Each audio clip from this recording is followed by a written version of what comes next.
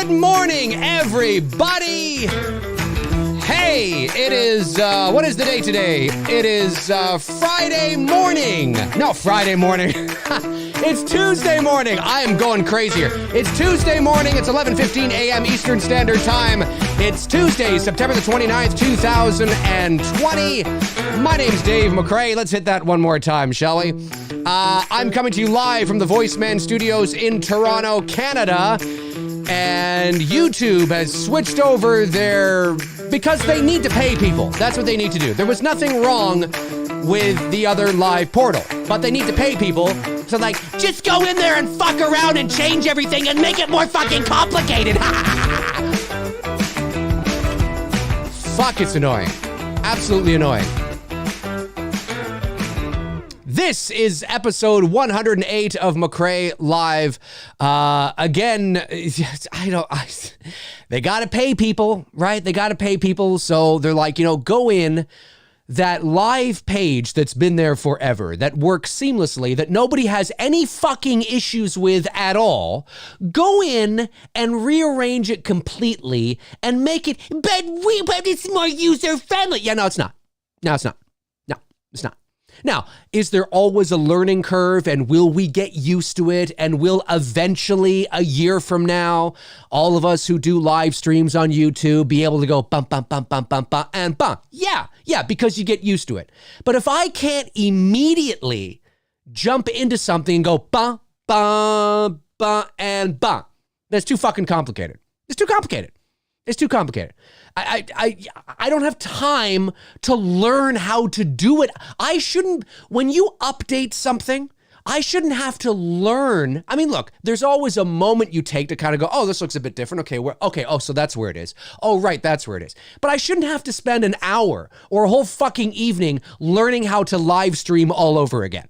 I shouldn't have to do that, YouTube. Come on. I don't give a frog's fat ass if you got to pay your fucking employees or not. Just have them do something else. Have them do something else. Oh, I can't stand it. Can't fucking stand it. So that's what they did yesterday. I realize I'm only broadcasting in 720p. Whatever. I don't fucking care at this point. I'll just get this show out of the way and we'll get back to 1080 tomorrow or on Thursday or whatever. So anyway, I can't.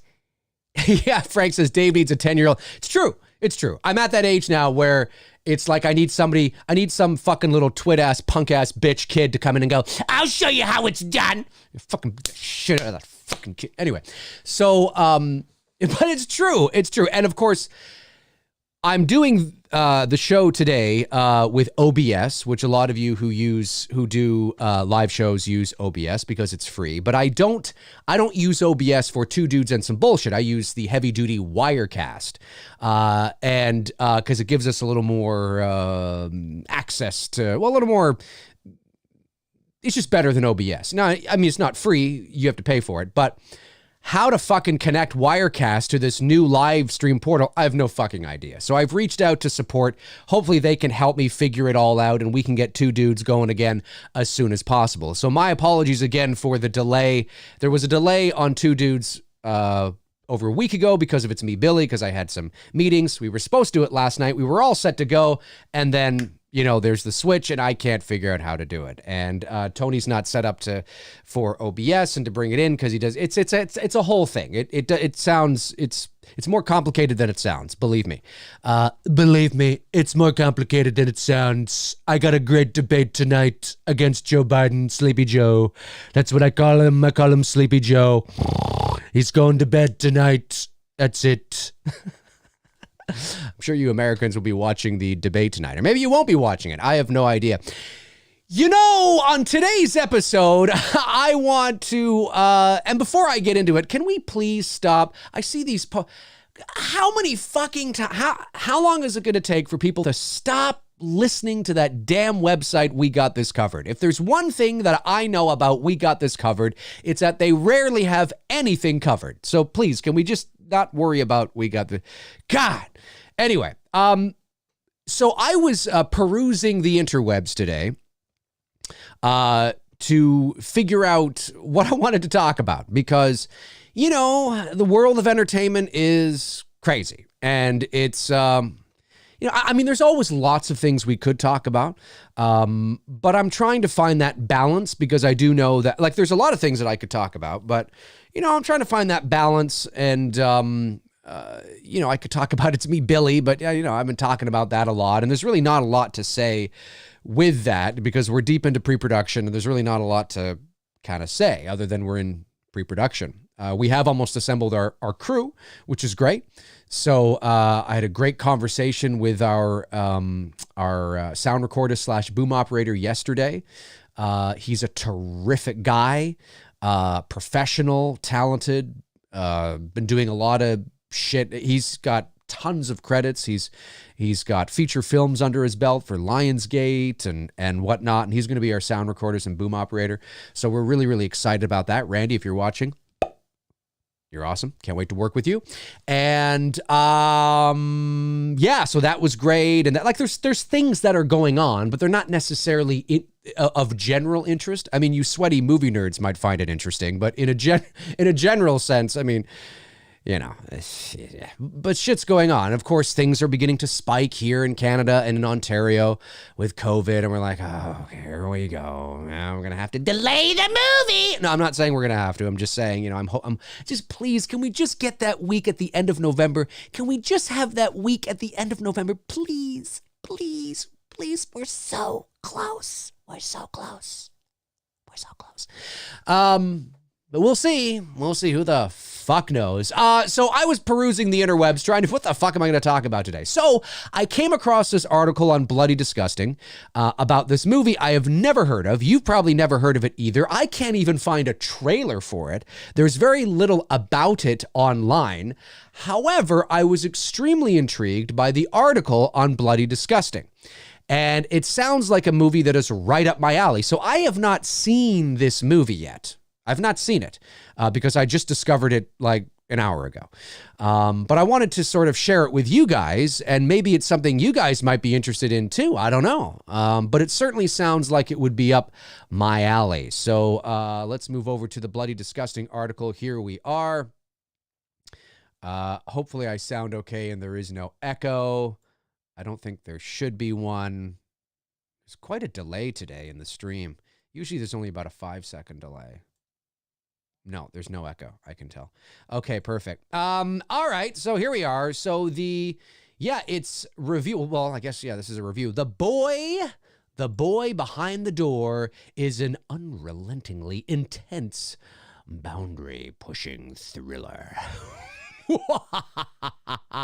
Megan Navarro, from Bloody Disgusting. This was published just a couple of days ago, actually, but I discovered it today. So this sounds like it's intense and uncomfortable, but the way it is executed sounds like it's right up my alley in terms of what I want from a horror movie or a thriller. Because I will be honest with you, the vast majority of horror movies coming out of Hollywood today are garbage. They follow the same tropes, the same execution, the same archetypal characters.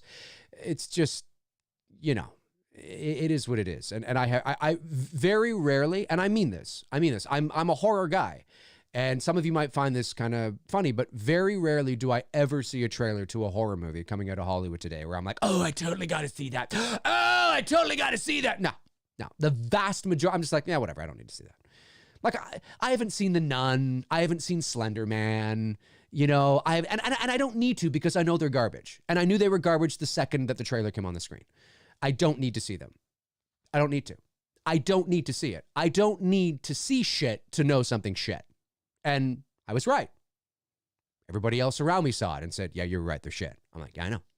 Because I can tell it's shit. Looks like shit. Shit. Just, I can pick up shit really easily. And it looks like shit. It doesn't look like it's going to, it just looks like shit. Usually, in horror movies, there's something that a trailer does, or there's something in the story, in the trailer that you go, oh, this looks a bit different. Those movies don't look, they just look run-of-the-mill, what you expect. I haven't seen a trailer to this movie, but this has me intrigued. Let's see what they're saying here. Let's see what they are saying here? Okay, here we go. Okay, so. Geez, got the wrong screen up. All right, here we go. Let's cut straight to the chase. Ooh, Megan Navarro is cutting straight to the fucking chase. The Boy Behind the Door is a genuinely dark thriller. Harrowingly dark. More than just putting its child protagonists in constant peril, it broaches pedophiliac subject matter that might be too upsetting and off-putting for some. It might be. Consider this a trigger warning. Trigger warning.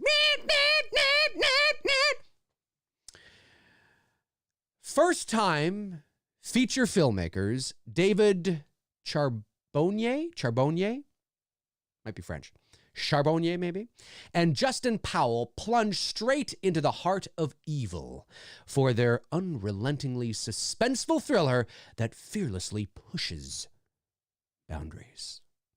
Oh, Jesus Christ.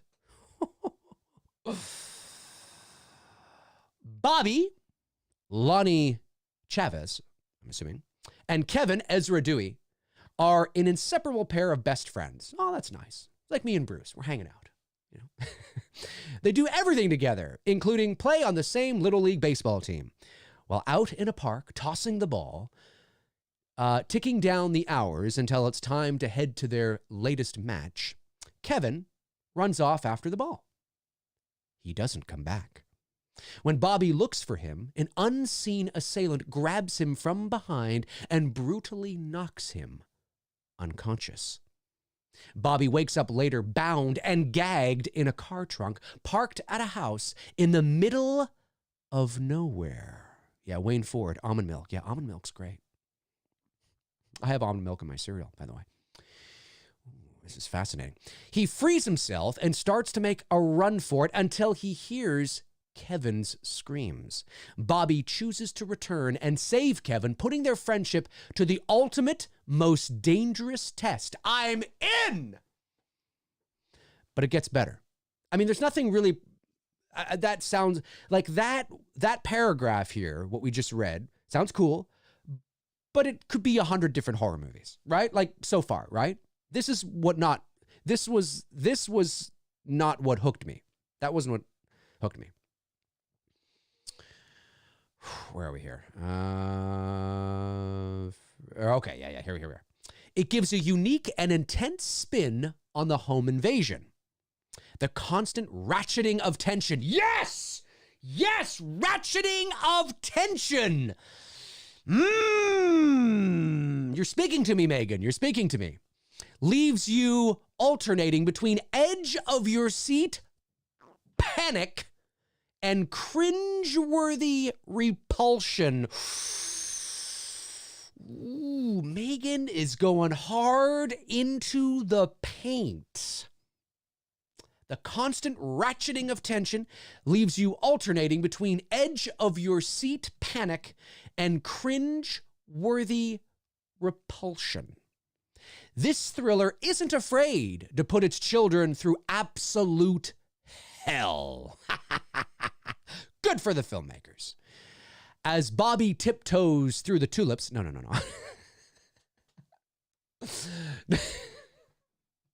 As he tiptoes through the labyrinthine, I think. Of course, I know what she means. Labyrinthine halls, labyrinthine halls. Maybe I've never heard that a labyrinth referred to that. But nonetheless, I could be a little off on the pronunciation of that. But the labyrinth-type halls, we'll say, of this strange, sprawling home to avoid his kidnappers, the threat of discovery is oppressive because Bobby is a child. He's prone to clumsy and naive-based mistakes that usually results in close brushes with danger at best and disturbing violence at worst. Oh, Frank's got the trailer. Frank, you're amazing. That's why we pay Frank the big bucks here. Frank gets $9 million a show, folks. $9 million a show. That's what. Thank you, Frank. Really appreciate that, man. I will have to check that out. This sounds great. Look at this shot. Yes. Yes. I'm loving that shot, folks. I'm loving that shot. Let me see. Charbonnier. Yeah, I get that. I guess that's how you pronounce it. And Powell know how to block a scene. That's good. Blocking is very important. And for those of you that don't understand, blocking is really sort of where the actors are, where their marks are, where you position the camera, how you follow the actors to their marks and from their marks. And that's what they mean by blocking, not actually like blocking like being in the way of something. Because there's probably somebody there that's going to go, I don't get it. Yes, know how to block a scene and use sound design. Woo! Right up my alley. I'm a big sound design guy. Sound design to maximize suspense and how to keep applying the pressure, how to keep applying the pressure at a steady clip. Well, listen, if Megan is right, and this is what's going on here, I'm wanting to watch this movie. Now, I've not seen the trailer yet because I couldn't find it on YouTube. Frank has found the trailer on their Facebook page, which is awesome. So I will have to check it out and see if the trailer, but by this article, I'm like, all right, I'm in. Like, I want to watch this movie. And it's different. I don't mean it's completely different. It's a home invasion kind of thing, but it's not the same supernatural shit. Anyway, I think that's why I like Don't Breathe. Don't Breathe had the Hollywood sheen to it. It had a bit of Hollywood polish to it, but it was very good. It was very well done. Where are we here? Daunting and real polish, explicit, subtle. Oh, wait a minute. Pressure, clip. More importantly, when they start revealing more about the kidnappers' motivations for stealing the boys, it's daunting and repulsive, but never gratuitous or overly explicit. It's subtle enough to still pack a severe gut punch without veering too far into exploitive territory. Considering the taboo subject matter, that's a fine line to walk. Okay. All right. Listen to that again. Where are we here? It's more important when they start revealing more about the kidnappers' motivations for stealing the boys. It's daunting and repulsive, but never gratuitous or overly explicit. It's subtle enough to still pack a severe gut punch without veering too far into exploitive territory. Considering the taboo subject matter, that's a fine line to walk. Cuties needs to take some notes here. Perhaps most impressive of all, but then again, I haven't seen the movie, so this is according to Megan Navarro. I haven't seen it. I gotta watch it myself. But based on what she says, perhaps most impressive of all is just how much rests on Chavez young shoulders for the film's overall success and how he pulls it off with ease. Bobby is the audience proxy and the unwitting hero in a film mostly devoid of dialogue. Yes, yes! I mean, I'm not saying that if you have a lot of dialogue, that's bad. I'm just saying that that's cool because then now you're relying on mood and atmosphere and tension and sound design and the subtle nuances and details and idiosyncrasies that can help bring the thing to life. You're not relying on this tons of exposition, You're really focusing on the performances of these child actors and, sort of the sequence of events and getting from A to B, and does it feel organic, and is it, is there tension? Is there the right amount of tension? Does it feel believable? Yes, I like that. Much of the dread intensity, so we're just talking about, much of the dread intensity and internal turmoil, is relayed through Chavez's nuanced expressiveness. I haven't even read this article. You see what I'm saying? I haven't even read this, at least, I read the first part, but I didn't read down here. I haven't read this part yet. So I'm talking about, see what I'm saying? That's what I'm talking about, folks. One shocking encounter with an evil man is rendered all the more potent because of Bobby's palpable fear. I love that word, palpable. That just means like infectious, contagious. Without a word, the young actor can convey a profound struggle with mortality, both for himself and his attacker, and it's effective. The filmmakers inject a few twists and surprises while making it abundantly clear that they're unafraid to kill their darlings or ruthlessly harm them, and nothing about their debut feels safe. Uh-oh.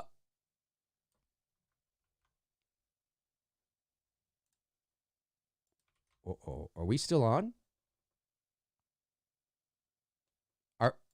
Hang on. I thought I saw YouTube kick me off, folks, but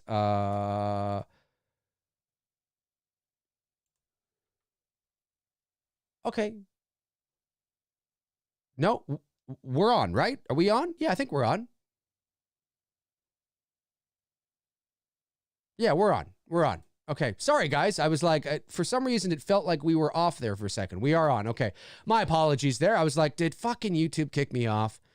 Because I saw like, there's a big delay today between when you're hearing me say this, I've already said this like 10 seconds ago. That's, I don't know why there's such a delay. There's always maybe like a 4-second, 5-second delay, but today it's really long for some reason. Maybe I can, that's probably one of the things they added. You can have a 5-second delay, a 30-second delay, a 3-second delay, and a 1 hour delay. Just leave the delay how it always is. Anyway. Where was I here? The filmmakers inject twists and surprises while making it abundantly clear that they're unafraid to kill their darlings or ruthlessly harm them, and nothing about their debut feels safe. It's a taunt white knuckle thriller made even bolder by the hero's age. Charbonnier and Powell bookend their thriller with more peaceful art house scenes that establish the boys' bonds, but they're too jarringly peaceful compared to the rest of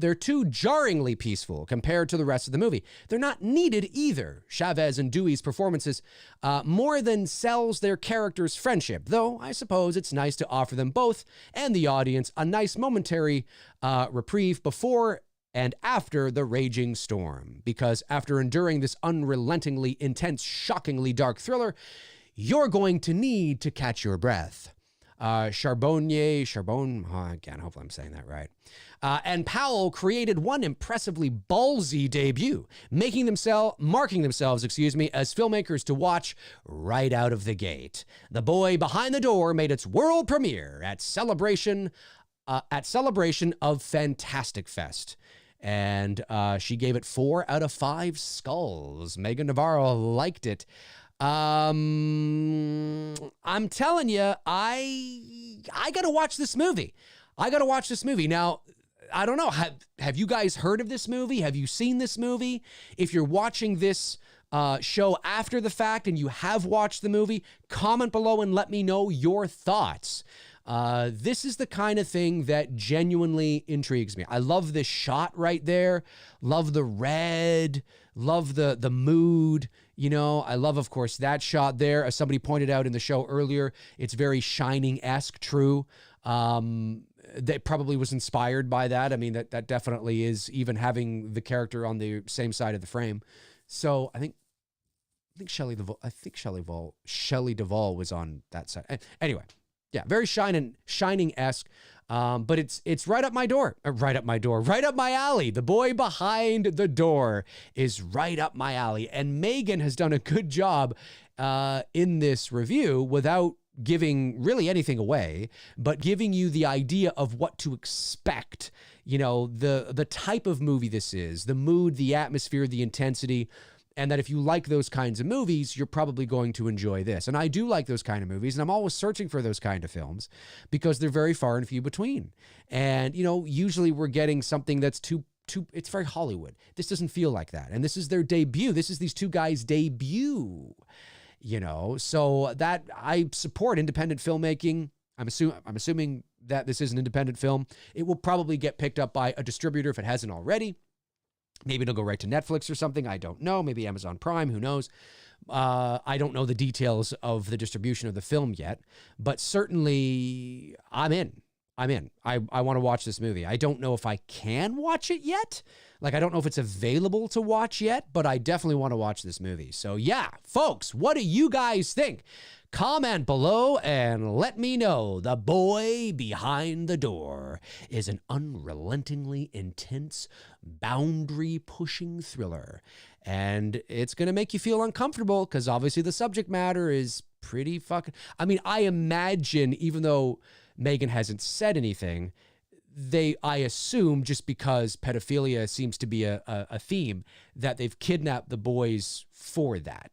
Maybe it's a sex trafficking ring or something to that effect, right? That's why they've kidnapped the boys. And but of course, the boys are going to fight for their life, which is pretty cool. And I like the idea though too that, again, in this article, the nuance there, I love how she expressed that these are still boys and they still make, I don't know what those are in the movie because she didn't really elaborate in detail, but they still make decisions that are naive and they make incorrect decisions. They make mistakes because they're still little boys at the end of the day, right? Their brains are not fully developed. We know this is a scientific fact. We know that the brain develops right up until you're 25 years old. Well, if they're like, 11, 12 maybe, I mean, cognitively, they're still going to make mistakes. And that's really cool to have their characters do that, to show the innocence of, hey, these are still children. We can't have these kids, making adult sort of decisions and being superheroes and fucking, no, they're still kids. They're still kids and they're still going to make those mistakes and they're still going to get, injured or I don't know, something like, I mean, I like that. Now, again, I don't know if I will be able to endorse it like Megan did because I haven't seen the movie, but she sold me on seeing the movie. Like that, at the very least, that's what she's done. I'm like, oh, I want to check this out. And it sounds like they've walked that fine line. They knew that the subject matter is touchy and that it sounds like they walked that fine line pretty respectable, not going too far, but going far enough to make you go, to make you understand that this is still this kind of movie, So, but again, I haven't seen it for myself, so I have to wait to judge it for myself. But definitely I have, it's very intriguing, very intriguing. Tablet Short says, what if it was the girl behind the door? Well, again, all in the execution, right? If it was the girl behind the door but everything, again, I haven't seen the movie, but assuming it's everything that Megan says and that it is done tastefully in the sense of that it walks that line, then I think it'd be okay. I mean, it's like going to Cuties. If Cuties was like 10-year-old boys doing all that, they don't usually, men are not usually dancing like that on stage. But I mean, if it was, I'd still feel the same way. I don't care if you're 10-year-old boys or 10-year-old girls. Sexualization is sexualization. It doesn't sound like she says in the article here that they push the boundary enough to make you understand that it's this kind of movie without it being exploitive. And so that tells me that there isn't at any point where they go that far. And understandably so. Maybe there's more theater of the mind, right? There's more the power of suggestion, which is how you do it. In a lot of cases when you are tackling a very difficult subject matter, and again, I haven't seen the movie, so I don't know for sure, but in a lot of cases, the best thing to do when you're tackling a narrative is to use the power of suggestion more than ever show anything. It's unnecessary. And you don't have to go far. We know what this is. We know it's this, we know it's that. You don't have to do much to allow an audience to understand the severity of the situation, So, but again, I haven't seen the movie, Tabitha, so I don't really know. So after I see the movie, I'll be able to kind of better assess, if you had replaced the two boys with two girls, would it still be the same or would there be issues? Do you know what I mean? Because there is obviously a bias, when it comes to certain things, because young girls, they're the ones in the beauty pageants. They're the ones that are paraded across, the stage with their moms on whatever those shows are on, TLC, right? You don't usually see young boys doing that. So whenever you see young girls in that type of scenario, there's always, an extra kind of look like, wait a minute, hang on, because it's so,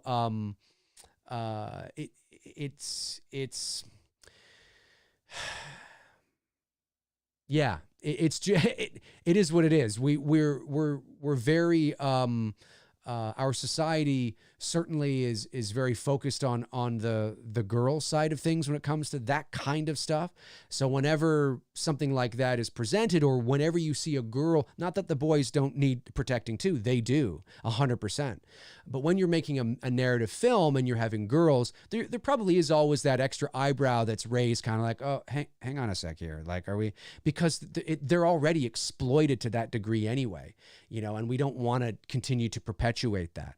But the boys are the same way. You don't want to exploit little boys either, and there's a fine line that you have to walk with both sides. So I'm looking forward to seeing it and how they handle the subject matter. By all accounts, it sounds like they've handled this pretty well, so, but I don't know. I gotta watch it myself and see, but certainly I'm intrigued by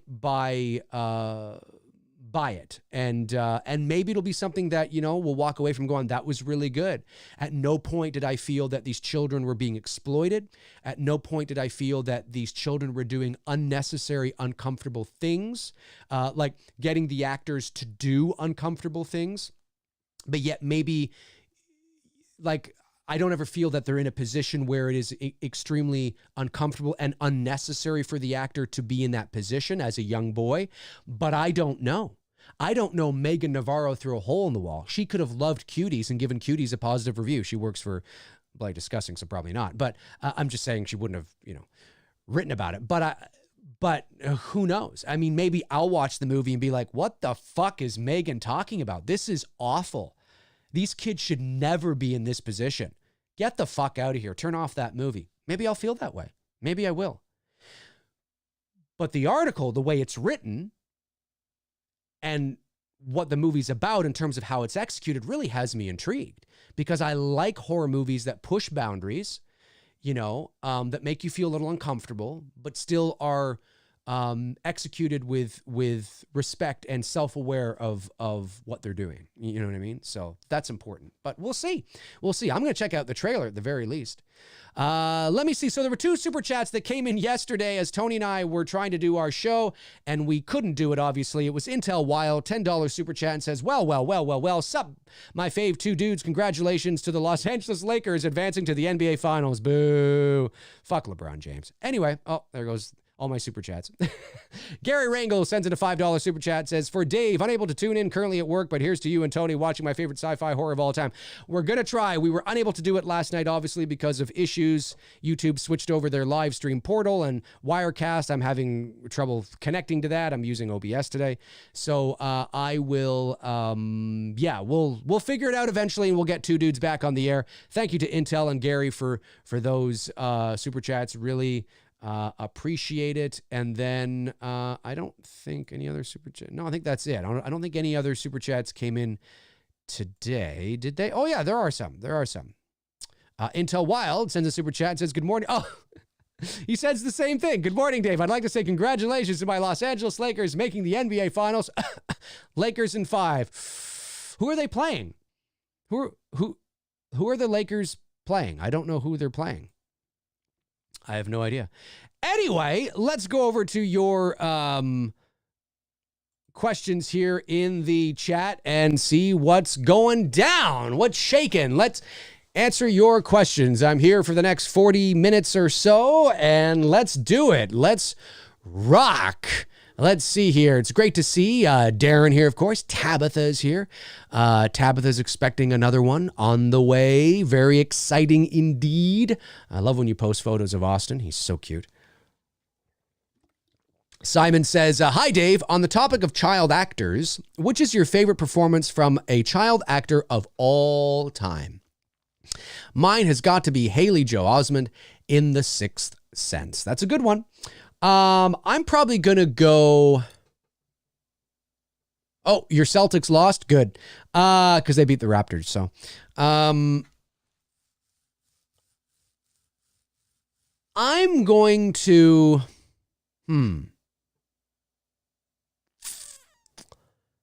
going to say probably my favorite child actor of all time is probably,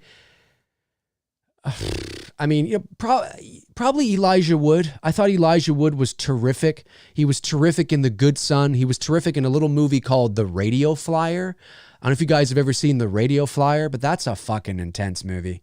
That's about child abuse and things like that. Now, I don't think it's sexual abuse, more physical abuse, but sexual abuse may have been implied. I can't remember. I got to watch it again. But that's, speaking of abuse, and that's a great movie. A great movie. Love The Radio Flyer. He's great in that. He's great in Forever Young. You know, I mean, he was a really good kid actor. Didn't quite make the transition into adult. I mean, he is acting, of course, but I mean, in terms of going on to become some sort of A-list, because he was certainly talented enough to do so. But yeah, back in the late 80s, early 90s, Elijah Wood was pretty great. I think Dakota Fanning back in the day was exceptionally talented. Macaulay Culkin was, but Macaulay Culkin,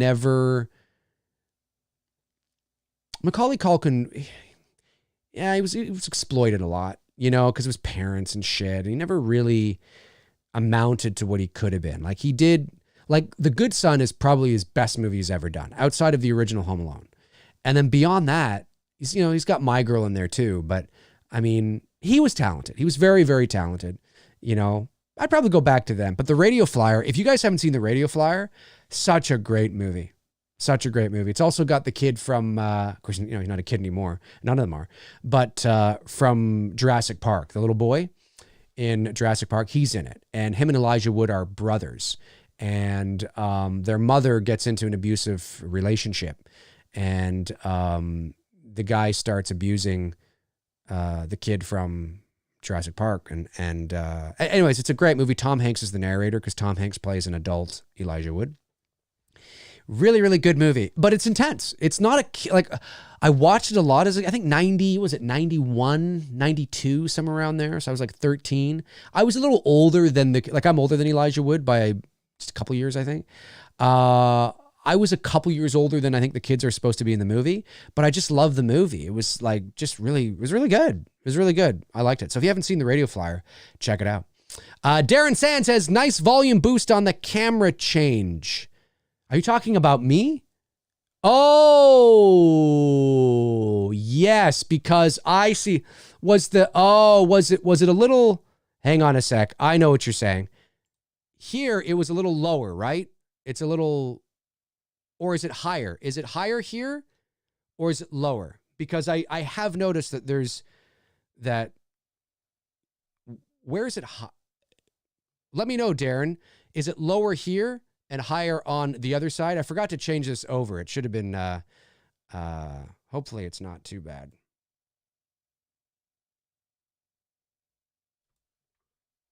It's lower? Okay, it's lower. Okay, yeah, that's fucking, it's more faint. More faint. That's easily fixed because I just go like that, and now it should match. It should match what I had before. And then when I switch back to here, it should be about the same. Should be about the same. I forgot to switch that earlier, so it's going to be a little lower. It's my fault. Well, whatever. Whatever you're going to do, at least we have, I don't know why. Anyway, fuck. This is all the shit this is the kind of shit that you got to work out again, you know, when shit changes. It's like, I should have to do that. You know what I mean? So you're right. It was lower. I forgot to add a bit of a boost. So it's, yeah, you're right. You're right. I don't know why it's doing that, but it is. It's the same now. Yeah. Thanks, Tabitha. Kevin Brock says, Tom Hanks was kicking it with Epstein. Bet he would like the boy behind the door. Well, Kevin, I have no idea if Tom Hanks was kicking it with Epstein. I have no idea. Nick Townsend says, Dave, can you explain why it's difficult to shoot a movie one continuous shot and why has not been used often? Well, it depends how long the continuous shot is. Yeah,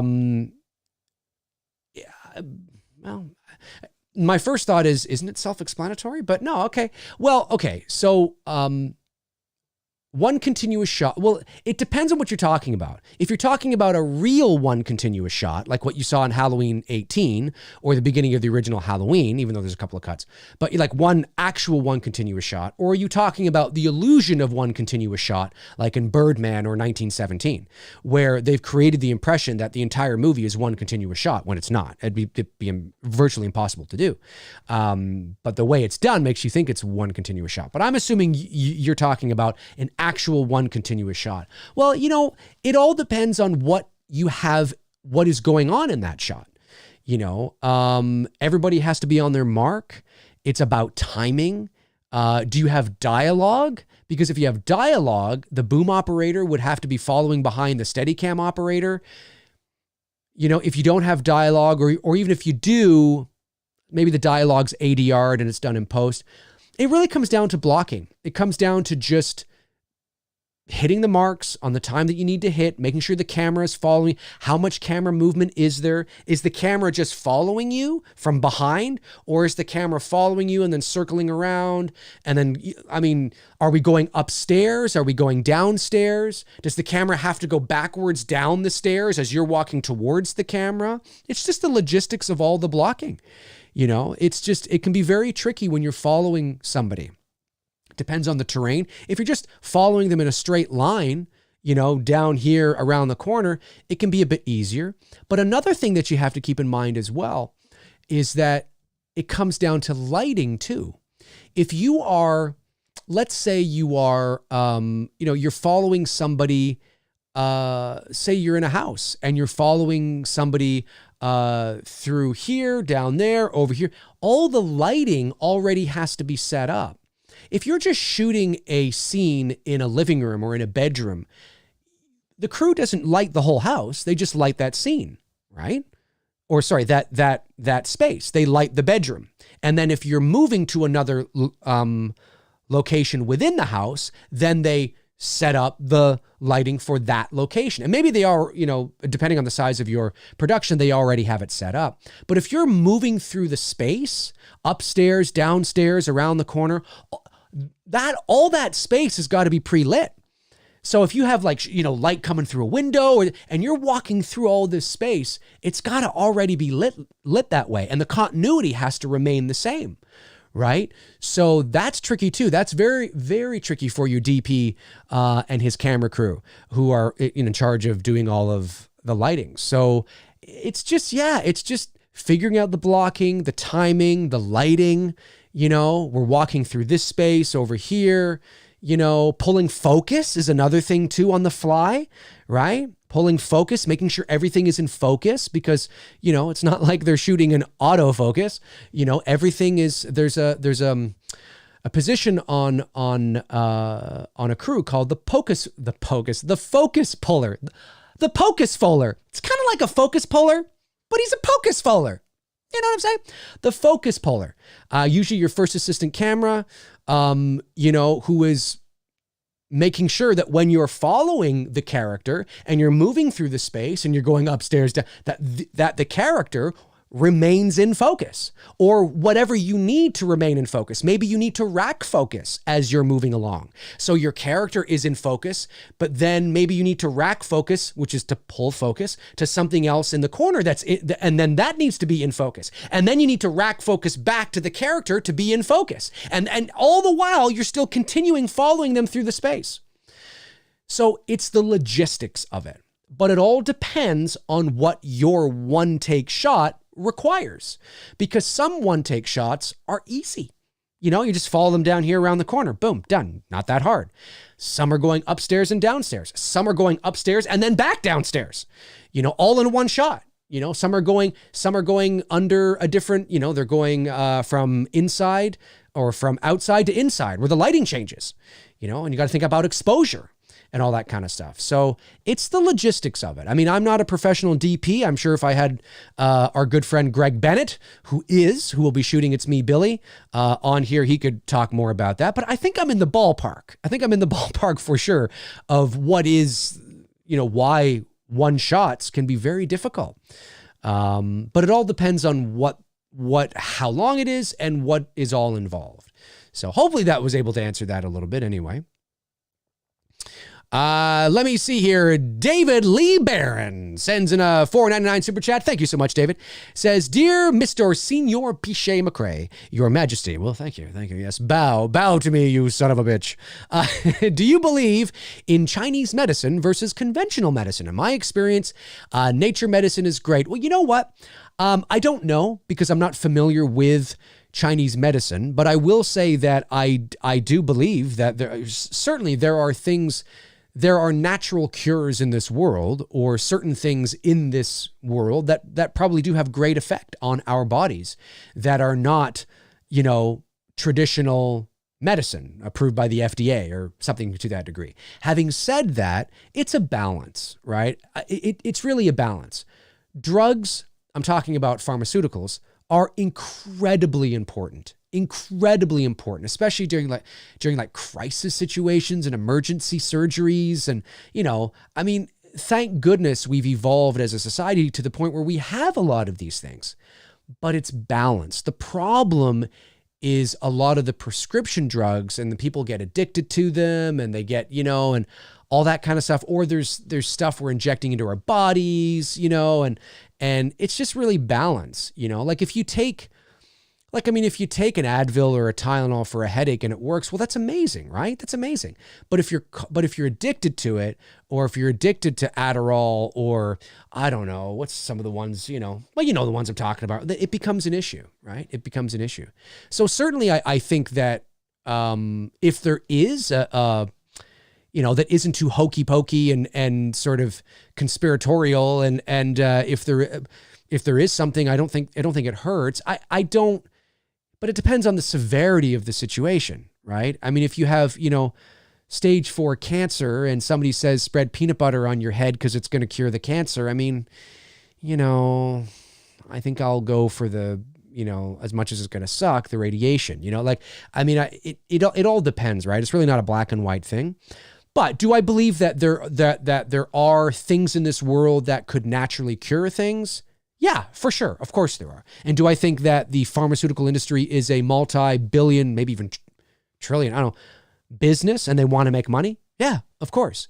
But it's not black and white, right? Like the truth is in the middle. Yes, they want to make money. Yes, they want to continue to make money. Yes, they will lie to you over certain things because they want to make money. But there's also truth in there too. They do great things too.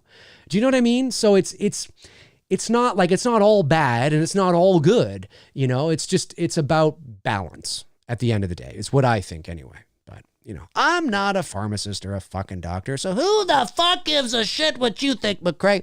Evil Alex says, Are you talked with your camera director about shots? Oh, have you talked with our director of photography, you mean, about shots you want? And he said, no, that's not good. How about we shoot it this way? No, I don't think, not yet. Anyway, Greg's been great. Actually, we've had sort of the opposite effect. When we've had our meetings, there's been a couple of shots that he was thinking would work when he read the script. And then when he saw the shot list, he was so thrilled that we actually had his vision on the shot list. So we're very much on the same page. That doesn't Greg right now is talking to his camera team. He'll have a first and second assistant camera, and they are probably going through the script, through the shot list, trying to figure out the logistics of what they need in terms of a lighting package and camera package to create the vision for myself and Bruce. And we're going to work together as a team and see if we can knock this sucker out. And he hasn't yet come back. Bruce did email me yesterday with an updated camera package that Greg had supplied him. A long list of, lenses and all sorts of shit that he feels he needs to achieve what our vision is. But there hasn't been anything yet that he's been like, no, that's not. I mean, listen, are there certain things in It's Me, Billy that are ambitious in terms of shots? Yes. Do we only have 6 days to shoot this thing? Yes. Are there going to be things where we may have to compromise because of time or logistics? Probably. But you dream big, you put it down there, and you see what happens, and we're not adverse to sort of, okay, you know what? We're kind of running out of time here. Maybe instead of shooting it like this, we shoot it like this. We're not adverse to that because at the end of the day, we want the movie to get done, right? But do we have a few ambitious shots? Yeah. Are they absolutely achievable? Oh, 100%. It's just going to take a little bit to set it up and to do it and to rehearse it. We just have to be as prepared as possible. The good thing about this too is that, and one of the compliments that Greg gave us, which was really awesome to get that kind of a compliment from somebody with his experience. He said, you guys are ahead of the game as far as I'm concerned. He said, like, you're very prepared. You know what you want. I mean, that doesn't mean that things aren't going to go wrong or happen, or we might have to switch some things up. But he says going into it already like this prepared is really good. Bruce and I mean, we have yes, there's certain things we have to sort of recalculate and kind of make sure we're on the same page with, but 99% of the shit that we talk about, we're on the same page with. We have the same vision. And when you have two directors going into a film and onto a set, the last thing you want is at any given time on the set, something to happen where one of the directors goes, oh, but I thought we were going to do this. And the other guy's like, no, we were going to do this. And then, you got to take an hour, okay, let's break for an hour because the two directors got to go off and talk about it because they didn't have it figured out beforehand. The one thing that Bruce and I have very much down is the vision for what we want. We know exactly what we want. Doesn't mean we're going to be able to get everything of what we want, but we know exactly what we're going to try and get. And every now and then something pops up where you're like, oh, you pictured her walking over there? Oh, that's funny. I pictured her walking over here. Minor things like that doesn't really change anything. But other than those little sort of differences, we're on the same page. Like, we have the same vision, and that's really, really important. So yeah, no, not yet. Not yet. I mean, maybe that'll happen maybe further down the road, but certainly not yet. So I guess that's a good thing, at least Greg didn't look at the script and the shot list and go, what the fuck is this? Jeff Harris sends in a $4.99 super chat. Thank you, Jeff. Says, hey, Dave, do you have a favorite Tobey Maguire movie? I hope to see him in more movies soon. Really don't see him in movies anymore. You know what? I agree. I like Tobey Maguire. I really like that movie he was in with Jake Gyllenhaal, Brothers, I think it was. I think it was called that. It was the military one, and I think it was called Brothers, and I think it was Jake Gyllenhaal. And I think Natalie Portman was in it too, if I'm not mistaken. I really liked that movie. I really liked him, funny enough, in The Great Gatsby with Leonardo DiCaprio. I liked him in that movie too. He wasn't obviously, DiCaprio was the main star, but I liked his role in that movie. I like Tobey Maguire. I think he's talented.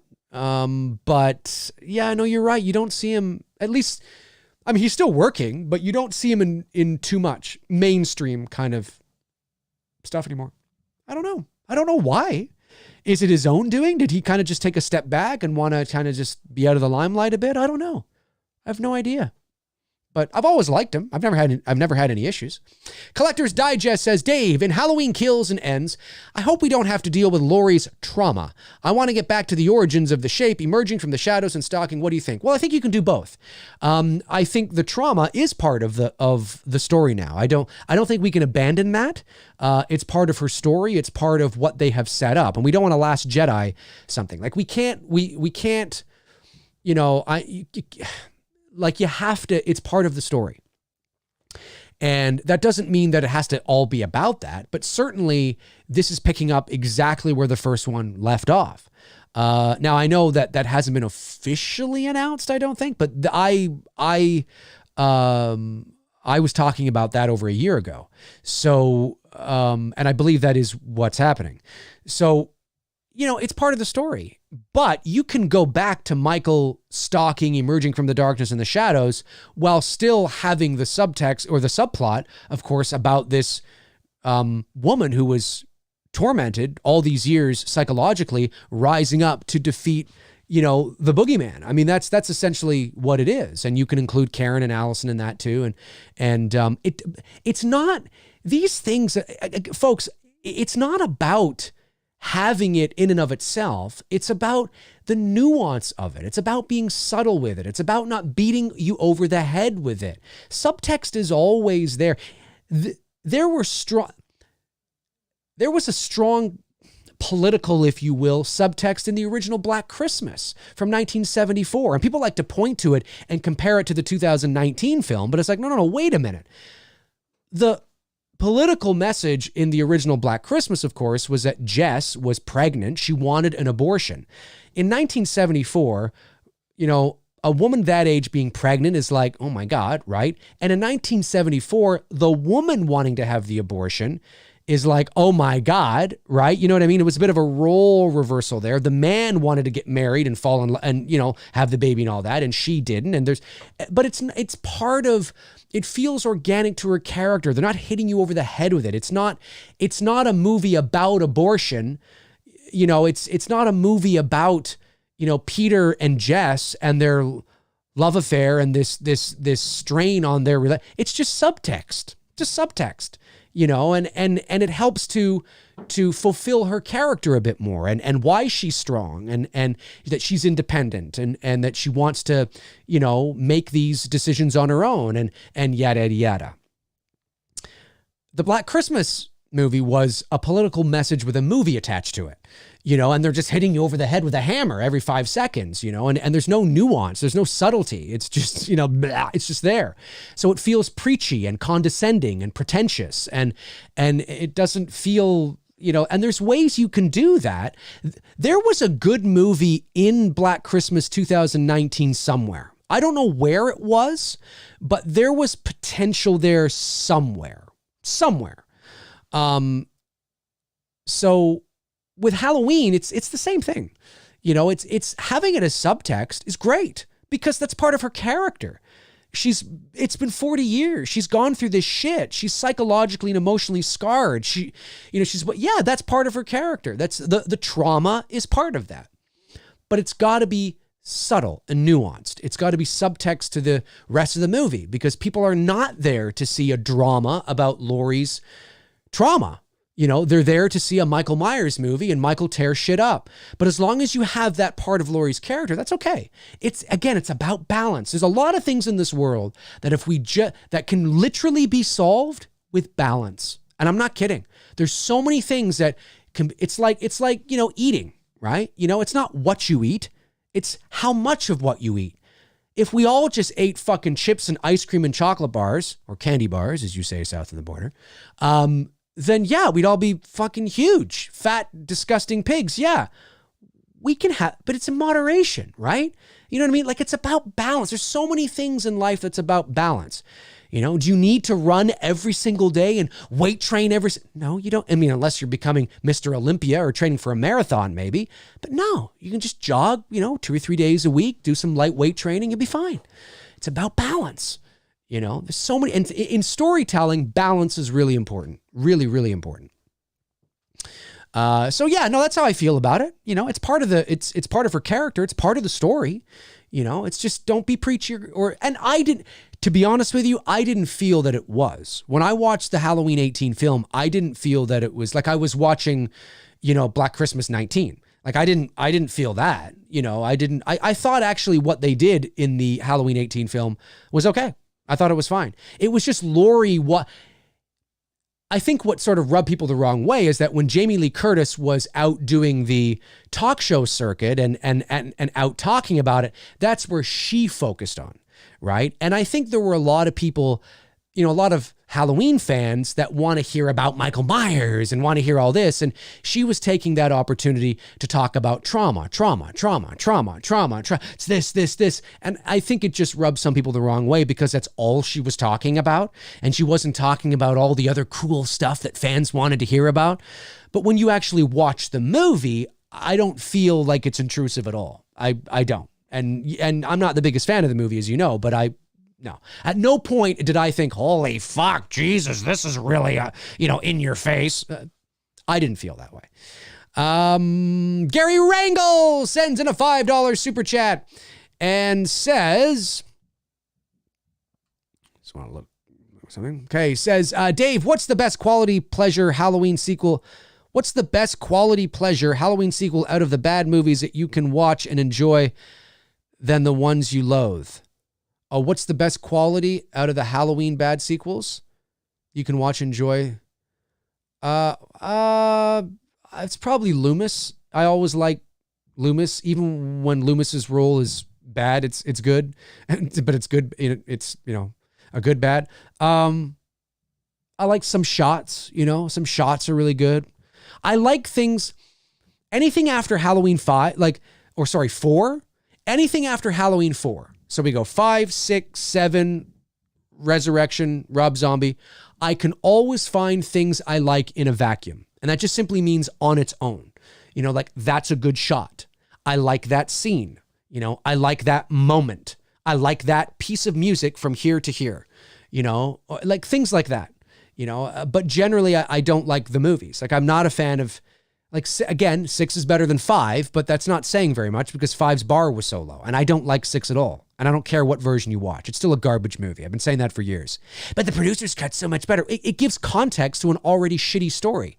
I've never watched the producer's cut and been like, oh, this movie is so great now. No, it's still about the Cult of Thorn and fucking shit. And Michael's changing suits with Dr. Wynn and walking off into the ether with a fucking hat and a bag in his hand. Like, it's garbage. It's garbage. It's still shit. But yeah, but I can find certain things in Halloween 6 that I really like, you know, like certain stuff. Like, I love the shot when Michael is in the bus terminal, I think it is. And he's going down the stairs and you can see a shadow on the wall, right? And the rain and the lightning flashes and you can see a shadow. I love that. I love that in a vacuum. That's awesome. That's a cool shot. You know, I love when Michael Myers in part 6, when he falls down the stairs in the Myers house and he's lying at the bottom, you know, it's just the way he looks at the bottom of the stairs, the way the stairs look and stuff. And, you know, the way the lighting is cool. You know, I like that, you know, like it's things like that, you know, that I can always find in the sequels.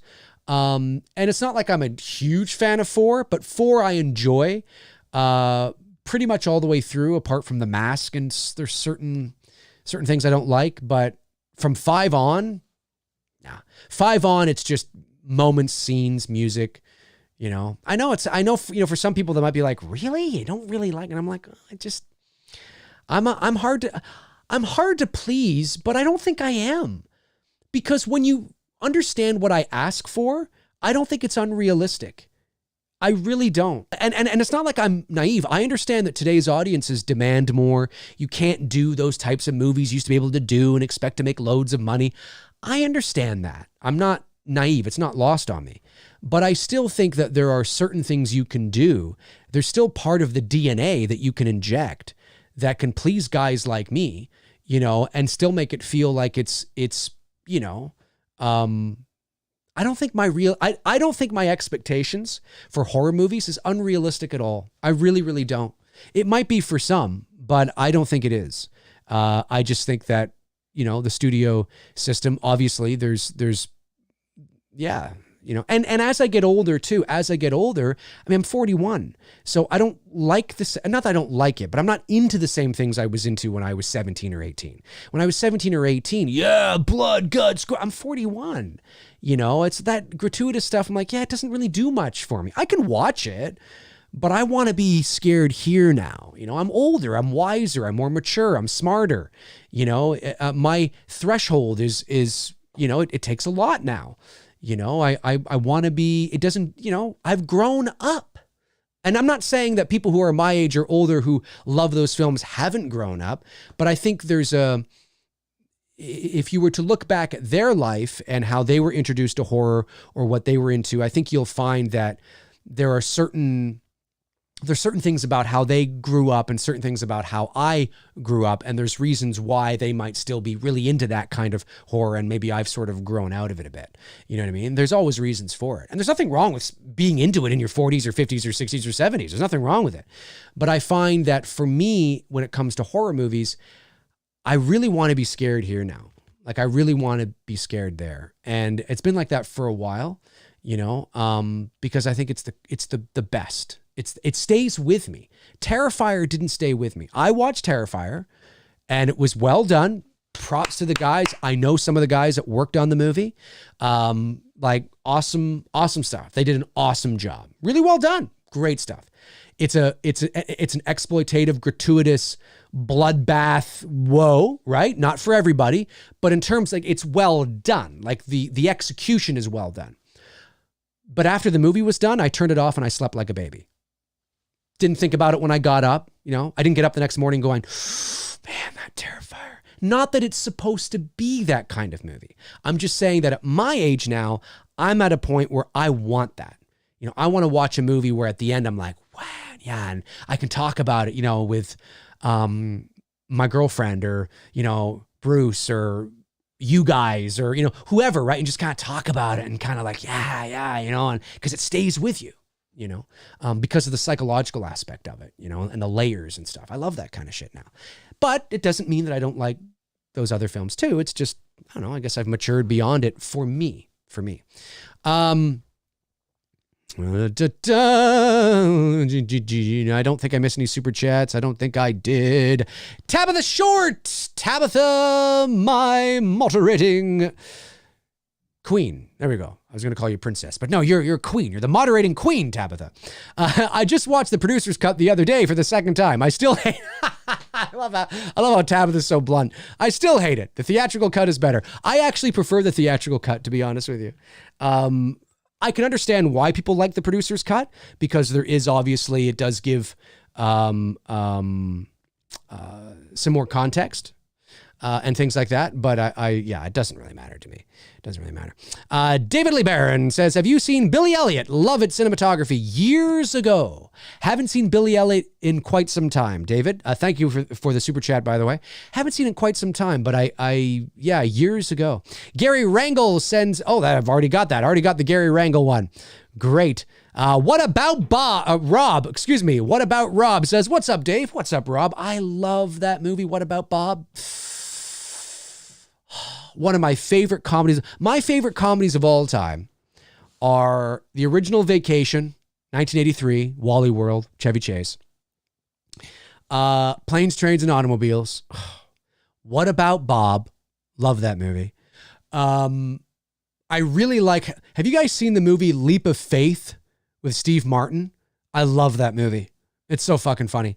Of course, you'll notice my comedies are usually older because comedies today, I don't know. It's hard to find a good comedy today. They're not what they used to. I find that comedies today are always like fart jokes and like it's like it goes to the extreme. They're not as smart and witty as they used to be. I find. But anyway, Christmas Vacation is good. Uncle Buck is good, of course. But The Great Outdoors, I love. You know, John Candy. Love Trading Places. You know, I'm old school when it comes to my comedies, man. I am. There's very few modern comedies that I laugh at. But then again, I watch, I don't know. What are some, I don't know. I'll save that for a show. Maybe I'll do a show on it. But yeah, no, that's funny. Let me see. Jonathan Nichols says, Dave, do we know when Halloween Ends will begin filming? I know Scream is already filming. No, I think from what I understand, they're hoping to start early next year. That's what I'm hearing, but it all depends on the coronavirus. All depends on COVID. So not really sure when that will be, if it is true. But certainly, yeah, sometime around there, I think January, February, something like that, is what I'm hearing. But I don't know. I mean, you know, we're in pre-production on It's Me, Billy, and I mean, things are starting to rise again, second wave, and it's like, oh, fuck. Like, it's so, yeah. Early next year was what I've been hearing, but that doesn't mean that they're going to be able to do that. Jacob Pratt says, what was the last movie that legitimately frightened you? Legitimately frightened me.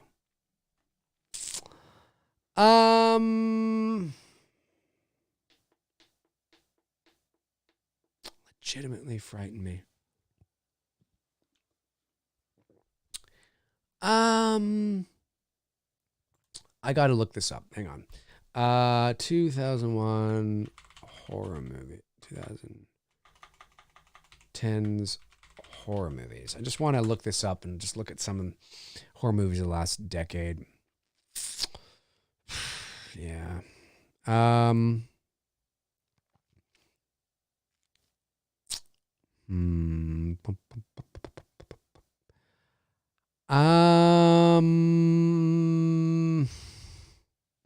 Hollywood horror movies don't like legitimately frighten. I don't think any movies ever legitimately frighten me. Let's just say that. I don't think any horror movies, because it depends on what you mean, right? Like where I'm too scared to watch it ever again, or I'm there, I'm like, oh my God. No, there's never been a movie like that. It's a movie. I know I'm watching a movie. It's not real. There's been movies that I've watched that I'm watching. I'm like, oh, that's so creepy. Oh, that's really well done. Like maybe that's what you mean. I thought Parasite was great for that. I thought Hereditary was great for that. You know, there's movies that stay with me in the sense of I'm like, oh yeah, that's so great. But it's like I like being scared. Do you know what I mean? Like I'm a horror guy. I think we all kind of here like being scared. You know what I mean? So I've never watched anything in my life that has legitimately disturbed me to the point where I've had to turn it off because I was so disgusted or so scared for my life. You know, like that kind of, no, never. It's a movie. I know I'm watching a movie. I don't care if it's Saw or Hostel, or I know I'm watching a movie.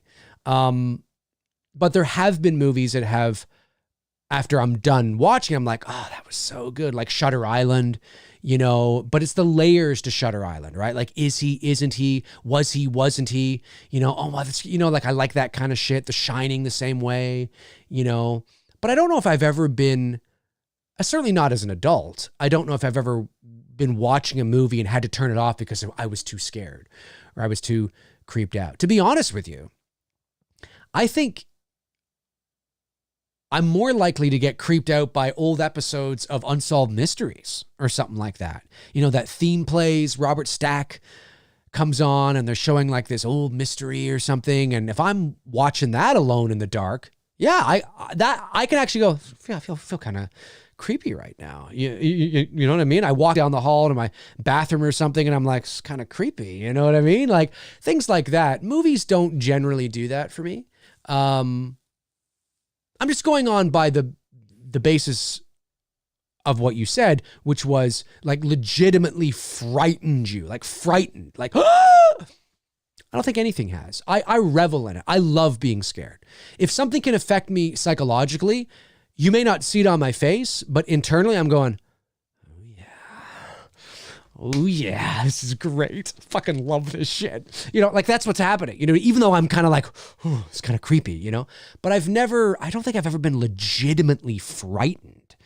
I don't know if any movies ever legitimately frightened me because I'm just looking at like the 2010 films here. Of course, these are Hollywood stuff. If a movie's very rarely does a Hollywood film do that, like a Hollywood film that's polished, you know, like your Pet Sematary, your Happy Death Days, your Annabelles, your Slendermans, you know, your Child's Play, your Lights Out, your Nun, your Ouija's, your The Strangers, your like all that kind of stuff. I don't, you know, but some of the independent horror films like The Witch or, you know, Veronica. I liked Veronica. I thought that there were some genuinely creepy moments in Veronica. Really like that. You know, I find a lot of the independent films that aren't, you know, don't have the studios breathing down their necks. Some of those independent films, like from A24 and things like that, they can be creepy, genuinely creepy. But I'm just taking your question at face value. So maybe you don't mean quite that. Like maybe you just mean that I was kind of creeped out with, but there's lots that do, but I don't know if I've ever been genuinely creepy or creeped out or scared to the point where it's like I'm like scared to go to bed or something like that. Darren Sand says, can't remember the last time I was scared by a movie, but Don't Fuck with Cats was pretty intense. Oh, Don't fuck with cats. If anybody has, and that's based on it's a documentary about a Canadian serial killer. And I find it so funny that, so as a Canadian, I'm watching this, right? And I can't help but, feel this way because obviously, generally speaking, my fellow American brothers and sisters don't know very much about Canada. Not saying that you guys in the chat room don't, but generally speaking, you don't really care. And as I'm watching this, so Toronto, and this is so funny, Toronto, right? Fourth largest city in North America. You've heard me say that. It's huge. It's massive. Big city. It's like Chicago. Toronto, like New York and like a lot of big cities, are divided into, we don't call them boroughs, but certainly that's kind of like what they are. So you have like Toronto proper, right? Which is where all the skyscrapers are and the CN Tower and all that kind of stuff. And then to the east of Toronto, or to the east of Toronto is a section called Scarborough or Scarborough. And then a section to the west is called Etobicoke. And then a section to the north, I think it's called North York or York. Is it York or North York? One is actually its own municipality. Maybe it's York. Anyway, kind of thing, right? So it's all Toronto. So in the Don't Fuck with Cats, yeah, it's fucking insane.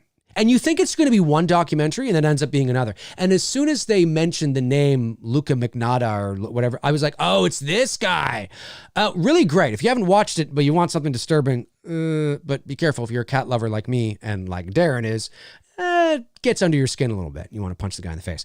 Anyway, so, but they're interviewing, and I guess the crew had to come up to Toronto.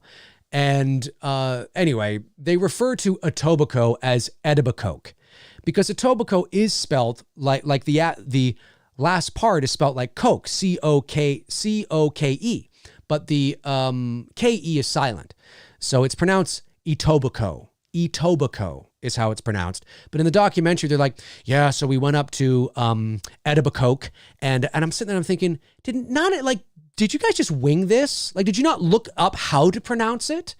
It's like, fuck, it's just like another thing Americans get wrong about fucking. Like, fuck, goddamn, just look it up. If you don't know how to pronounce, hey, how do you pronounce this? It's probably Etobicoke. Look it up. There's a novel idea. Look it up and figure it out. Anyways, it's just so like Etobicoke. It's Etobicoke is what it is. Anyway, I just had to get that off my chest. But yeah, don't fuck with cats, man. Like, it's not just about cats. Oh yeah, it takes you down the alley of cats, and then kind of it's this whole thing. It's like we'll take you in directions you don't expect. Now, I kind of knew about it because I obviously knew about the killer, but yeah, pretty crazy indeed. Pretty crazy indeed. Let me see.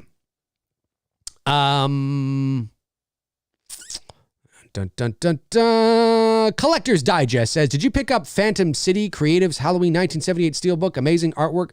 I have not. Maybe I will. I don't know. We shall see. Brandon Oram says, hey, Dave, just watched the Making of Halloween 2007 documentary. It really gave me a new appreciation for it, seeing how many hours and how many people worked so hard on it. Still not a good movie. Oh, yeah. Look, I mean, even The Last Jedi, the making of The Last... Listen, making movies isn't easy. And I can tell you firsthand, even though, again, like, when it comes to It's Me, Billy, yeah, we're making a fan film, but don't let that fool you. We're making a movie. It's a short film, but we're making a movie. Fan film is just, it wouldn't matter if we were making a feature-length movie, if we were making an original movie. Let's say it was a short film that wasn't a Black Christmas fan film. It was something called, I don't know, The Monster on the Stairs or something, right? Like some original thing that we had written. We'd be going through the same process. We'd be the exact same process we are now. We are renting all of the same gear, professional, Hollywood-grade gear and cameras, same Same packages, same lighting, you know, same process, everything. It's just a fan film. But fan film's the subgenre.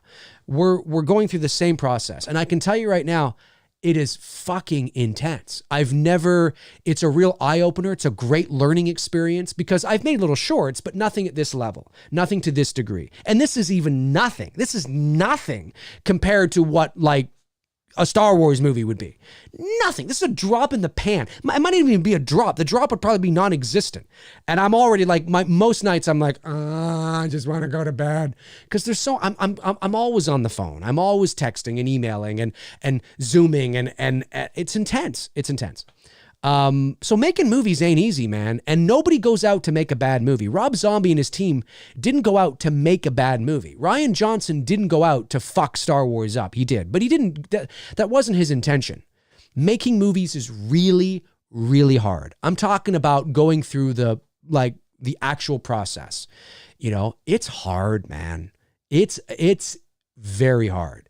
And, so yeah, I've watched the behind the scenes of Halloween 5. I've watched the behind the scenes of Halloween 6. I don't think I've watched the Rob Zombie ones, but there's no doubt that, yeah, when you watch Rob Zombie's Halloween or the making of, all the people involved and the hours of hard work and the storyboards and the script writing and the casting and the music and the shooting and the lighting and yeah. They're making a movie. It's a lot of hard work. And nobody on that set went out to make a bad movie. You know, so sometimes movies work, sometimes it doesn't. Maybe It's Me, Billy won't work. I don't know. We hope it will. We're doing everything we can to deliver something that you guys will love and enjoy. You know, if by the end of the movie, you guys are like, oh my God, you know, that was so great. Or, oh, you know, that was too short. You know, we wanted more. I mean, that'd be a great compliment, right? You know, so we'll see. Yeah. But making movies is tough, man. And like I said, we're just making a low budget, independent horror short that is professionally made. And I can only imagine. Now, are Bruce and I also taking on several of the roles? Yes, we're producers, we're writers, we're directors, you know, we're probably production managers, you know, we might even be a script supervisor in there too. Like we are taking on a few of the roles, but the reason why we're doing that is because if we didn't do that, we would have had to have asked for more than 60,000.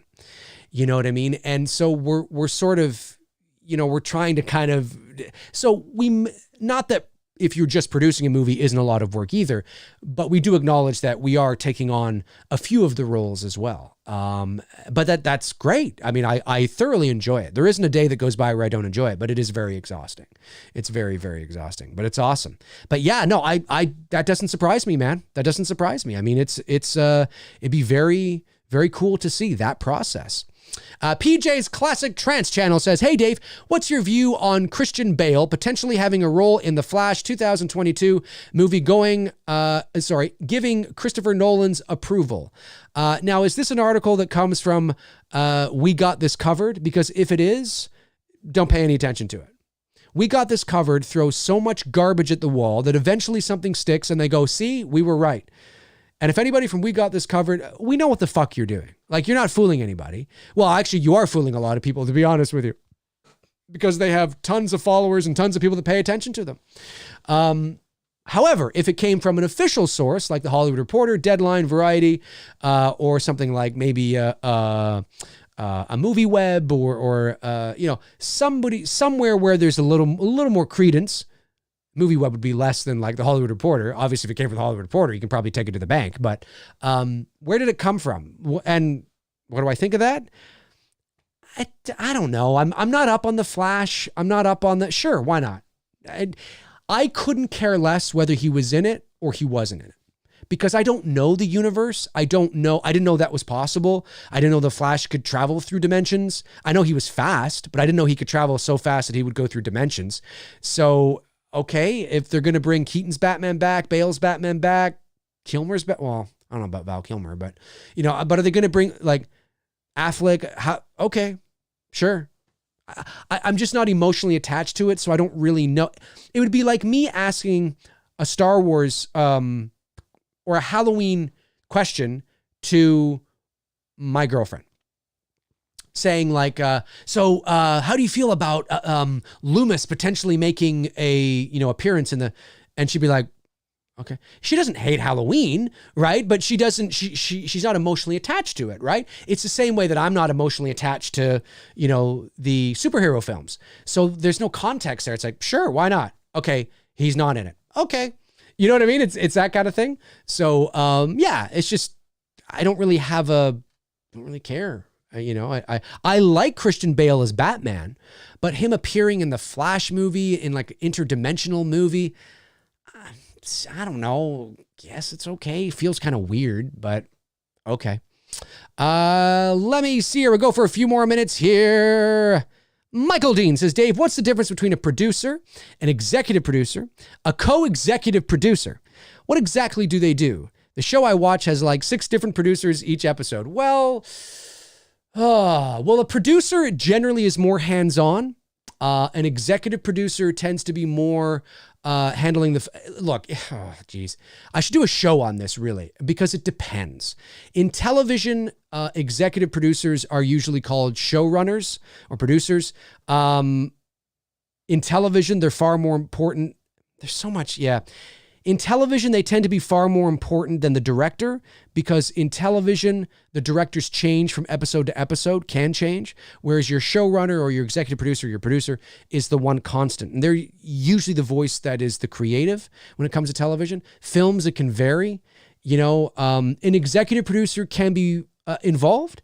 An executive producer can be a symbolic gesture in nature, which is, at the end of the day, they can offer their insight and they come on board as an executive producer, but they're just giving sort of thoughts here or there. They don't really have anything to do with the creative of the movie. They have no say. They're not really involved in that way.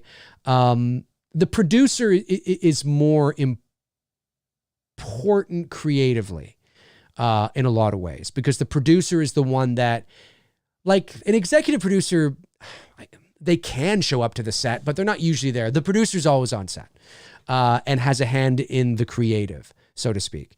I'm giving you sort of a Cliff Notes version because it would take a lot to get into, but just know that executive producers are people that... It varies. That's the problem, is that there really isn't, like, it's getting a bit muddy now. Like, it used to be more, the lines used to be more clearly defined years and years ago. And now things are getting a little more muddy, like that's the problem. You can look this up too. You can Google it, yourself, but maybe I'll do a show on it and really sort of tackle it. And just know that a producer is more hands-on than an executive producer. An executive producer generally is the one that helps to finance the movie, potentially. An executive producer can be somebody that... It's usually the producer that hires the director, that is heavily involved in hiring the team, things like that. They are the ones that get the team together.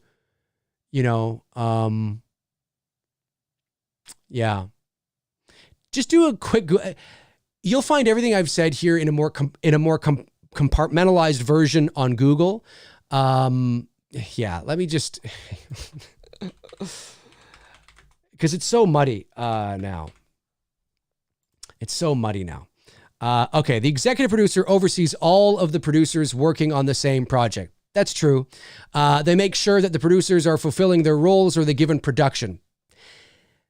That's true, but again, it's muddy because there are a lot of, that's generally speaking, that's true, but there are a lot of executive producers that have no fucking say in a production at all. And they're just there symbolically.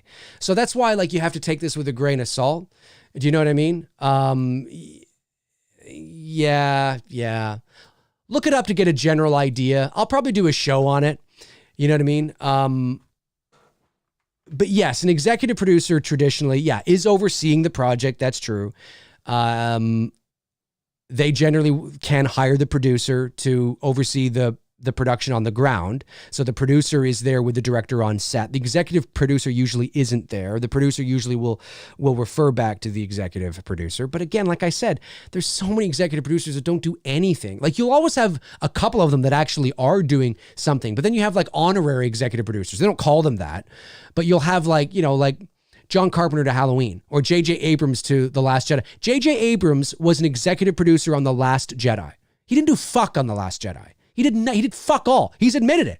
He said, I didn't do fuck all. He didn't say that, but he didn't do anything. You know what I mean? And there's reasons. It's because he wrote the script thing, and he's just comes on board as a creative because it was his movie that was the first movie, and if they needed to, we'll make you, you know, executive producer. And it's a very loosely based. There are clearly defined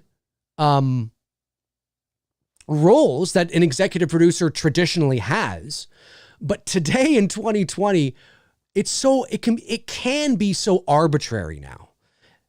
And that's the problem. That's why you see me hesitating a lot, because it's like, well, yes, it doesn't, but you know, traditionally, yes, the executive producer is somebody who oversees the project, who can hire the producer to sort of run the you know, shit and get things organized and start hiring people, the director, the writer, the crew and all that kind of stuff. And if you have one or two executive producers, okay. But if you have like 7 executive producers, I can tell you right now, not all 7 have the same seniority. That's not the way it's there. There's in more of a supervising role maybe, or, hey, if you need me, call me. So you call them, like John Carpenter and Halloween. That's what it was. You know what I mean? And sometimes you use people's names to market, you know. I mean, look at all the movies that Steven Spielberg, go to his IMDb page and look at all the movies he's executive producing. He's not. He can't be. Your attention can't be that focused on all those projects at once. You can't be putting the same attention to detail on 10 projects. You just can't. It's physically impossible. So in a lot of cases, you'll have Spielberg come on as an executive producer, more in a supervising role, more in a role where it's kind of like he's there if you need him, but they don't call it supervising. They call him executive producer, you know, and it's great to have that name there because they can use Spielberg's name or they can use Carpenter's name in the marketing, you know, executive producer, John Carpenter. And the vast majority of people have no idea what the fuck an executive producer is. So they just see John Carpenter's name. Oh, executive producer. That sounds important. Well, yes, it is traditionally, you know, and does mean something to it does, but now they're loosening up the ties with who can be an executive producer and what it all means. And because in a lot of cases, they use it as a supervising role or to help market the movie, because Carpenter's name can market the movie. You know, John Carpenter's back. He's the executive producer. Do you know what that does? No, I don't have no idea what he does, but he's an executive producer. It sounds important. It's got to be important, right? He's got to have big sway on the creative of the movie. Well, you know, and maybe he will, but not necessarily. And yeah, I know I'm going on and on here, but it's just because I laugh when I begin to start talking about it, because I realize that there's, yeah, I should do a show on it. And that way it's out there and people can sort of tune into that and really sort of go through what an executive producer's job is, traditionally, what they're supposed to do, what the job of a producer is, and what the job of a line producer is, for example, right? Because there's also something called a line producer, which is a very important job. And then, of course, there's a director, and just kind of go through sort of the top positions on a crew, sort of what you know, the director of photography, what a first camera assistant does. There's also a second camera assistant, you know, focus puller, things like that. That actually might be a fun show to do, you know, and try not to go off on tangents, kind of write it all down. So I'm, you know, on point, because you know me, like how I am right now, going off on a tangent, but you love me. And sort of tackle that. Cause yeah, hopefully I've given you a little bit of a ballpark. I know I went off again, and it's just because it's hard for me to, yeah, it's just hard for me to see the yeah, I just laugh. I just, you know, he's an executive producer, and it's like, well, yeah, you know, but, you know, Tom Ungurian says, don't executive producers and producers fund the movies? Well, not producers. Executive producers can, but I mean, it depends if you're working for a studio, right? You could have on independent productions, an executive producer can be integral to the funding of a movie. If you're working in the studio system, the studio funds the movie or the production company funds the movie. And then an executive producer is usually hired from that to manage the production, the overall production of the movie. But the executive producer who's hired to manage it isn't personally funding the movie because it's coming from the studio. So again, it all depends. But the producers don't fund the movies. No, the producers are hired to manage sort of. And if you have a good producer and a good working relationship with the director, then there isn't any issues. But the producer is the one that's sort of managing the day-to-day operations, making sure everything's on track, things like that, working very closely with the director. It's the director runs the set. Like the director he's in charge on set. And hopefully if you have a good producer, they're not breathing down your neck creatively day to day. And then the executive producer is the one that's like overseeing kind of the entire project beyond even the scope of the principal photography. So again, like I'm really cliff notesing this because I could get real sweaty and go deep, but I'm trying to be mindful of just kind of, what I need to compartmentalize my thoughts better. Maybe I won't do a show. Maybe I'll do a standalone video on it so I can edit it. And that way I'm not going off on tangents and I can edit myself down and do a compartmentalized version of it. Might be better as a standalone video. Because it is a good question and it is important. And I've given you sort of a Cliff Notes version here. But there's a lot of nuance that people don't take into consideration, Like I can tell you right now, Steven Spielberg maybe has his heart in 2 or 3 movies he's executive producing, but not all. Like what is he executive producing right now? I always do Spielberg as the example because, All right, so let's go to his page, his IMDb page, Spielberg. Oh, not as much as before. I remember about a year or so ago, there was a lot. Okay, so he's executive producing Gremlins 3, Real Steel 2, The Talesman, untitled third Tintin film, untitled Indiana Jones film, Who Framed Roger Rabbit 2. He's executive producing 6 movies at the moment, but he's also producing Robopocalypse, Intelligent Life, The Adventures of Tintin, Red Rackham's Treasure, and The Color Purple. What are they redoing that one? So there's 10 there. The Kidnapping of Edgardo Mortera, I guess. There's 11. Maestro, there's 12. He's also an executive producer on Halo TV series. He's an executive producer on Jurassic World Dominion. Excuse me, I forgot to go down here. He's an executive producer on Animaniacs. Masters of the Air. He's an executive producer. TV miniseries. Do you think he's balls to the wall, hardcore on every one of those projects to the same consistency? No, he's not. The vast majority of those are probably just, hey, call me if you need to ask me a question.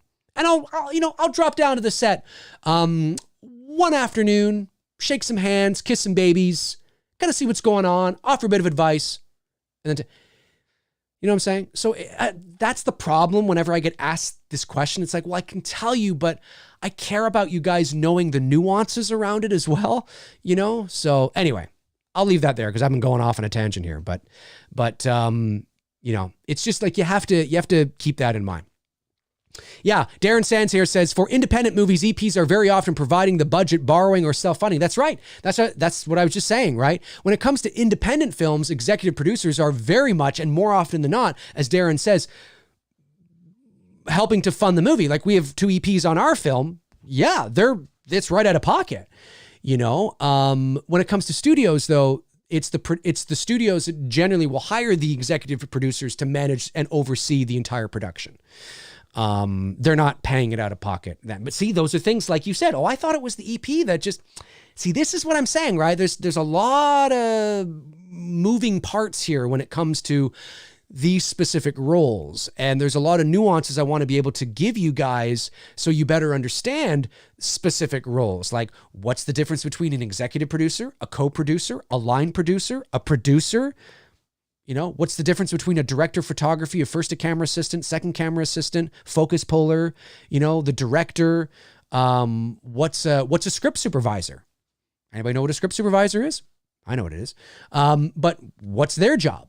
You know, what's the job of a production manager? What's the job of a location manager? There's a lot of roles that people kind of have ideas for, but there's very specific tasks. Now, when you get to like a line producer and a script supervisor and a location manager and a production manager, they're generally kind of just very black and white. They're not usually doing enough. You don't usually see 9 names for a production manager, right? It's the executive producer and the producing role that really has that wish-washy kind of, it has hard rules. There are defined lines, but they've been loosened over the years. And that's why I want to sort of kind of, it's harder to tackle. But anyway, how long have we been going here? I got to get going. I do have to get going. Hey, we'll take this thing right to 1 o'clock. 4 more minutes. DMT and Face says, Dave, what is your favorite hat that you own? And what is your favorite caricature voice that you do? My favorite hat that I own, I think right now it's Daffy and Jaws. It's Daffy and the Jaws hat. These are my favorite hats I own right now. My favorite character voice I do, well, I don't do any like known characters. If any one of my voices sounds similar to a known character, that's just a coincidence. I'm not trying to do that. I would say I love doing the old man, you know, hey, what's going on, you son of a bitch? All right, I'm just going to head down to the store and buy some chocolate milk and punch that fucker over the head. Now, there have been people over the years that have been like, oh, that's Grandpa Simpson. I'm like, no, it's not Grandpa Simpson. And I'm not, just because it sounds like an old, I find that Grandpa Simpson is more, all right, well, if you really want, you know, they're similar, but I'm not trying to do Grandpa Simpson. I love doing the old man. I love doing this one, man. Come on. Oh, fuck you, man. Come on. All right. Well, if that's the way you want to do it. It's not supposed to be anybody specific, just kind of a funny voice. And then there's always this one. Yeah, come on, man. I mean, there's all sorts of voices I could do, but I'd say those are kind of the ones that circulate that you hear me do a lot because they're easy to pull out very fast, and they're just fun to do. Robert Thidoff says, Dave, will there be any product placement advertising for It's Me, Billy, to help pay for production costs as well? Not at the moment. Possibly. We were in talks with somebody, a company in that regard, but that didn't come to be. So we're not adverse to still pursuing that. I mean, because there's always things that pop up that, you know, may go beyond the Indiegogo campaign as well. There's always those things, things we didn't foresee, or, you know, oh, you know what, we need a little bit of extra of that. And so we wouldn't be against it. But at this very moment, there's nothing on the table in that regard yet, but we're still 2 months out. Hopefully we're still 2 months out. Come on. I want to shoot that fucking thing at the end of November. Jeff Harris says, hey, Dave, do you know how to do Joe Swanson's voice? I don't think so. No. Here's the thing when it comes to voiceover, and I say this to aspiring VO actors. If you can do I mean, I don't know. What is you, Peter, what are you doing? It's kind of deep or whatever. No, I can't do Joe Swanson. And he's more like, he's more like, for example, like doing, Quagmire, right? From Family Guy. Quagmire, like where Seth MacFarlane, it's called vocal placement, where he places his voice and where he goes to create that Quagmire voice is not difficult. Because it's just up here. Hey, Peter, what's going on? Now, I'm not saying that sounds like Quagmire, but that's where he goes. He goes up here, right? All right. Hey, Peter. You know, and it's like, So, but there are a lot of people that confuse that with impression. You know, I see a lot of aspiring, now there's a lot of guys out there that can actually do it, right? And can talk like, you know, can actually do a Quagmire impression. But if you want to be considered an impression is not just doing somebody's catchphrase, you know? So if you can do Homer going, you know, dope, or, you know, I can do a Homer impression. That's not a Homer Simpson impression. In order for you to be able to do a Homer impression, you have to talk like Homer Simpson without breaking character for like 10 minutes. And I can close my eyes. I'm like, oh my God, it's Homer Simpson, you know? So no, I'm not an impressionist. Like I wouldn't even say that I can do a Christopher Walken impression. Hello, come on, let's go. My shoes are untied. You know, does that sound like him? Yeah, I guess a little bit, but I would never say that I can do a Walken impression. I have to be able to talk like Christopher Walken on the telephone to somebody as if I'm him for like 15 minutes without breaking character, and it's on point.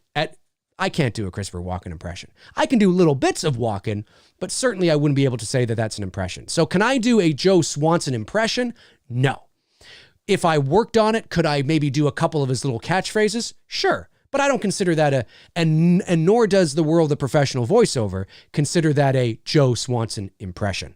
So I just want to make that clear to all the aspiring voice actors out there that if you want to, and also don't ever put any sort of impressions on a voiceover demo, it's not going to get you work because they already have somebody who does that. So yeah, just make sure that you work on original characters that you create that are all your own. And that's going to take you further than doing some sort of, you know, hey, Peter, you know, I was like, oh, he can do a Quagmire impression. No, I can't. I can just go, hey, Peter. That's all I can do. That's not an impression. You know what I mean? So, DMT and V says, I love your Donald Trump. Well, even Donald Trump is not, even my Donald Trump, I wouldn't consider a Trump, you know, it's a caricature, but I wouldn't actually say I sound like Donald Trump. You know what I mean? You put it's tremendous. It's amazing. I love it. We got the best, the brightest.